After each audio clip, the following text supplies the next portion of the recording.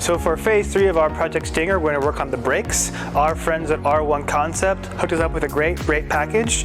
These are their Geo Carbon rotors. They are cross-drilled and diamond slotted. These are going to be great for street and some spirited driving, and they have a special coating on them as well that will stand up a lot to the environment and not get so easily like rusty, which a lot of aftermarket rotors do. And for their pads, we chose their OEP pads, which basically are, again, a kind of street with spirited driving kind of function where they're going to grip a lot better than stock. And as we know, the Kia Stinger has really bad brake pad stock, a lot of problems, and these are going to fix that, but also not going to give us a lot of dust, not going to give us a lot of noise. So they're going to operate much better than OEM, but with that OEM comfort.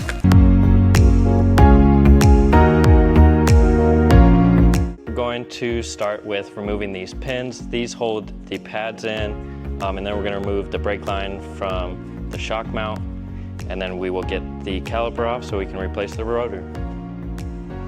And just like that, the pad will come out. And then do be ready to catch the caliper after you remove this one.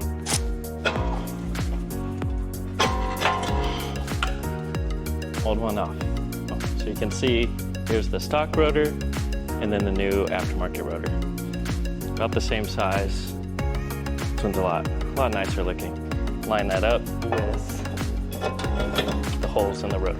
We're about to put in the new brake pads. Here you can see the old pads. Rear brakes are done. Piece of cake. Hey guys, we got the brakes on, so I'm gonna be bedding those in right now.